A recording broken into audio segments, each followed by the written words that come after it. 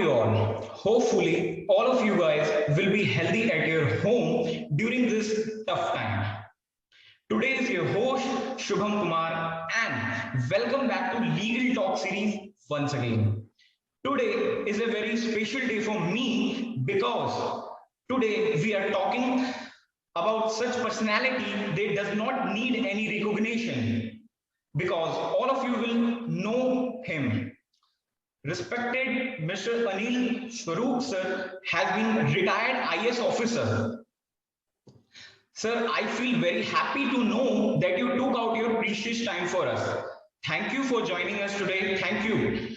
Sir, Sir is a founder of Nexus of Good and Sir is an author of two books which book called name is the Ethical Dilemmas of a Civil Servant and the second one book name is Not Just a Civil Servant. And Sir was appointed as a several position in Government of India during his IS journey. Sir was an IS officer of the batch of 1981 and Sir was the firstly appointed as an export commissioner in the year of 1997 to 2000. After then he was appointed as a Director General of Ministry of Labour and Employment Department Government of India in the year of 2006 to 2013. And later then he was appointed as a Secretary of the Coal Department of Government of India in the year of 2014 to 2016. And later then he was appointed as Educational Secretary of Government of India in the year of 2016 to 2018. I am welcoming you wholeheartedly, sir, that you take your valuable time for us. Thank you so much, sir, for joining us today. Very good morning to you. Thank you, sir. Sir, my first question is, I would like to know about your background and why did you think that you should become an IS officer and where are you came from and what was your preparation when you are preparing for the civil services exam. So can you please tell us in a brief, sir? I became an IS officer because my father wanted me to become an IS officer. I recall when I was about 10 or 11 years of age, I saw a piece of paper where my father had worked out the details of what I will do to become an IS officer. So perhaps it was his dream for me to become an IS officer and I made that dream into my own dream. And very early in my career, I started working towards it. Not that I started studying the subjects for the IS, but I worked on my improvement of communication skills, my general awareness. And that's what I advise most of the aspirants, that you need not focus on the subject that you will ultimately take for the civil service. What is most important is that you should improve your communication skills. And they will help you both in writing your answers, in expressing yourself, both oral and written. That is very important. And secondly, I advise that you should try and become generally aware of the events around you. You should then be able to analyze those events and form an opinion and express yourself logically. So these two are related. Improving your awareness levels and communication skills. Awareness helps you to analyze, to understand, to improve your knowledge skills. The expression part, that is the communication part, enables you to convey your thoughts to somebody else. That's what is required in the examination. So I worked diligently on both these aspects of improving my general awareness levels through a variety of means, through reading newspapers. In those days, we didn't have television. So reading books and magazines, it enabled me to keep myself abreast with the happenings both within and outside the country. Yes. Whereas I had a drill with regard to improvement of my communication skills. To begin with, I was very poor at my expression, both written and spoken. So I went through a specific regime through which I tried to improve my communication skills. It worked. And that's what I share with those that come and talk to me about improving the communication skill, to go through that drill. So that's how I worked hard towards it. And I was working towards it pretty early in my life. And that's what I suggest to most of the aspirants. Start as early as you can, not in terms of preparing the subjects, but in terms of preparing yourself for the civil service. Yes, sir.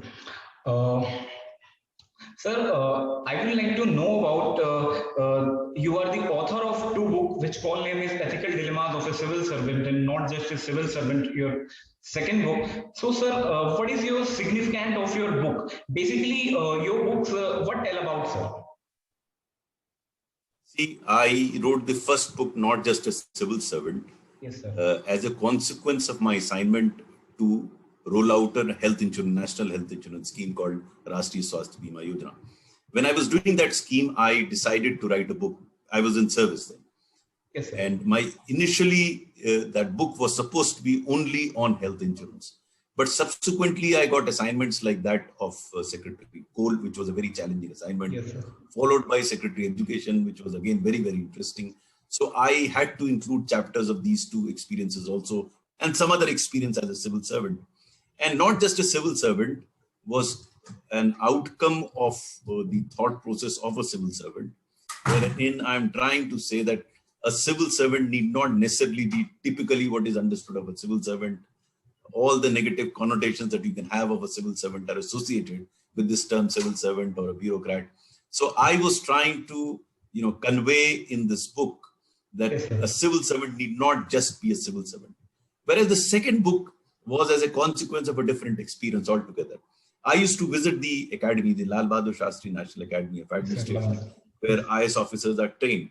And they are trained at various levels. They are trained in the initial part of the career. Then they are trained after 10 years of the service, then 20 years of the service, then 25 to 30 years of the service. They come to the academy and to get trained. I used to go and talk to these officers and address these officers. And I discovered that whereas the officer, when he joined the service initially, was very enthusiastic, he wanted to do things, he wanted to turn things around. But as he went up the ladder, as he became serious, his enthusiasm waned. Some of them even became cynical. And when I discussed with them, they put the blame primarily on the circumstances. Some of them put the blame on politicians. And my idea of writing this book was to demonstrate to such officers and others that a lot depends on the officer himself, because he cannot influence the course of events. He cannot influence the circumstances. But despite these so-called adverse set of circumstances, there are a large number of civil servants who have managed to perform. So the question here is, who are we seeking inspiration from? Are we seeking inspiration from those that have performed, or are we seeking inspiration, within inverted commas, from those that have failed in the civil service? So the question is, all sorts of civil servants are available. The officer has to look towards such officers who have performed. So in order to give examples of such officers, and I have given examples of around 50 officers in ethical dilemmas of a civil servant, where I've tried to illustrate and demonstrate that despite these set of circumstances, an officer, if he so desires, he can perform. A lot depends on him. My book actually concludes with the following couplet. खुदी को कर बुलंद इतना कि हर तकदीर से पहले खुदा बंदे से खुद पूछे बताते ही. So a lot depends on the officer concerned. If he can evolve as a person to be reckoned with, as have many IS officers evolved, then he will be able to deliver like those very IS officers. Thank you so much for sharing, sir, sharing your book thoughts. And my third question is, sir, basically being an IS officer, it is a matter of pride for the country. And sir, when you are posted as an educational secretary in the year of 2016 to 18, sir, did you ever felt that if you give some more chance, then you work more in the educational sector? Because you will also know that, sir, there are many children in our country who want to become an IS officer, but they does not have any enough resource. So how would you react them, sir? First of all, I am not very sure whether it is correct to say that you require resources to become an IS officer. The only resource that you require is your own hard work, your own commitment, your own focus, and that doesn't require money. A lot of persons who come from poor families have gone on to become IS officer. So I don't think money is a factor in becoming an IS officer. Now, as far as my stint as school education secretary is concerned, yes, in almost all during my entire career and all my assignments that I had given, this was perhaps the only assignment at the end of my career where I wanted more time. I spent about 20 months as Secretary of School Education. I would have loved to have more for the simple reason that the issues pertaining to school education are much, much more complex. In fact, when I took over as coal secretary, Yes, I sir. did not know much about the coal sector. So I asked a friend of mine, yaar ye coal sector kaisa hai? So instead of answering my question, he asked me a question, gangs of Wasipur dekhi hai kya? And I was soon to discover that in coal, there were a lot of mafias, and we managed to handle quite a few of them during my tenure of 2 years. When I came to education department, I thought I was moving from dark dungeons of coal mines to the bright lights of school education. But to my utmost horror, I discovered that whereas in coal sector, all the mining was underground and the mafias were overground, in education, all the mafias were underground, eating into the essentials of Indian society. It was much, much more severe. It was much, much more insidious because it was causing long-term damage to the psyche of children, the Yes, sir. mafias that were there. And in my book, Ethical Dilemmas of a Civil Servant, I give some details about the mafias. I also give details of what I attempted to do during my stint there. I tried to grapple with all these mafias, failed in some, succeeded in some, but I did want more time to tackle them because it does require a greater understanding of the sector, which is much more complex, and it requires more time to handle them. But I have a sense of satisfaction that whatever little that I could do, I tried to do. I did manage to do a bit. Success or failure was not in my hand, but I did try my best, and that really worked. The basic thrust was to have a public-private partnership. I'm a great believer that government alone cannot do everything, nor can the private sector. The good in both the segments of public and private have to come together and jointly deliver.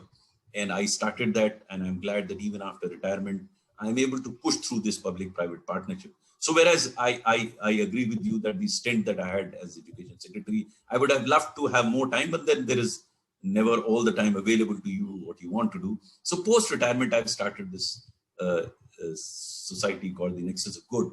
It's a trust that I've set up to promote and understand good work and to replicate and scale that good work.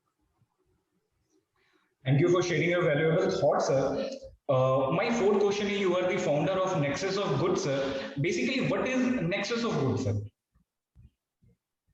When I was Secretary Education, I traveled through the country and I discovered a lot of good work happening in the country. And I was a bit disturbed by the negativity that pervaded in the society, where there was, I'm not against criticism, but what I saw was a lot of negativity. I mean, you open the television channel, you find only criticism going on. And as I said earlier, I'm not against criticism, but there's a lot of good work that is happening. So when I personally witnessed all the good work that is happening, I thought, why not understand that good work? And that's when I had this idea of setting up a Nexus Good, which primarily centers around locating and identifying good work, understanding that good work, and most importantly, appreciating that good work, and then attempting to replicate and scale that good work. It has twofold objective. Number one, by appreciating good work, you, so to say, incentivize good work in the sense that everyone wants appreciation. And unfortunately, since we are so fond of masala, we don't really appreciate from the depth of our heart the good work that is happening. So that appreciation is important. Yes, second, it would demonstrate to the naysayers or doubters that good work can happen because good work is happening. That's very important. Normally people talk about goodness and good work without demonstrating the efficacy of good work that is already happening. So the objective of Nexus of Good is also to demonstrate that good can happen because good is happening. And it actually convinces those doubters that good cannot happen, because once you demonstrate to them that good is happening, there are chances that they would start believing that good can happen, and probably they will make it happen. And the third objective is, once we understand that good is happening and once we understand how it is happening, the effort should be to see how it could be scaled. And it is in that context that I felt that whereas good work or efficiencies can come from the private domain or the civil society domain, scaling has to come from the government. I don't think there are very many private or civil society organizations that have themselves being able to scale good work. They will do it in places here and there. But if they associate themselves with the government, then both benefit. The government benefits from the good work, their understanding, and government has the wherewithal to scale that. And that is what Nexus Good is all about. While demonstrating good work, to see and look at avenues through which that good work could be scaled. That's what a Nexus Good is all about. Sir, my last question is, sir, there are a lot of civil services aspirant in our country who want to crack the civil services exam.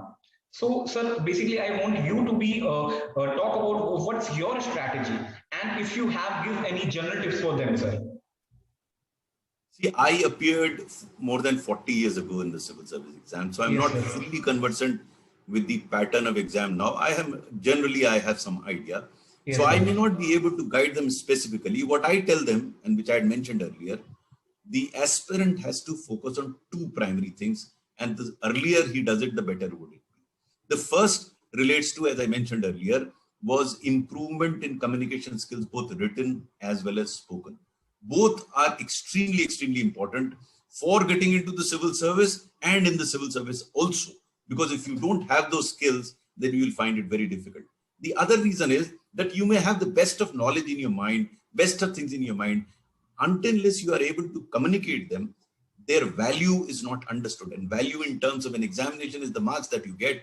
And post-examination, when you get into the service, in order to influence the minds and actions of other people, you have to be a good communicator, and hence very important to develop those communication skills. The second that I suggest to them, which I mentioned earlier as well, was improve your awareness levels. Now it's much easier. You have the internet, you have the television. In my times, we didn't have these two. So all the awareness was improved through reading of newspapers and magazines and listening to some of radio discussions. But now you have both good and bad discussions available on the television. The aspirants can choose and look up at those channels which enable him to become aware in terms of what is happening around them, and helps them to develop their logical thinking, their rational analysis of whatever that is going on.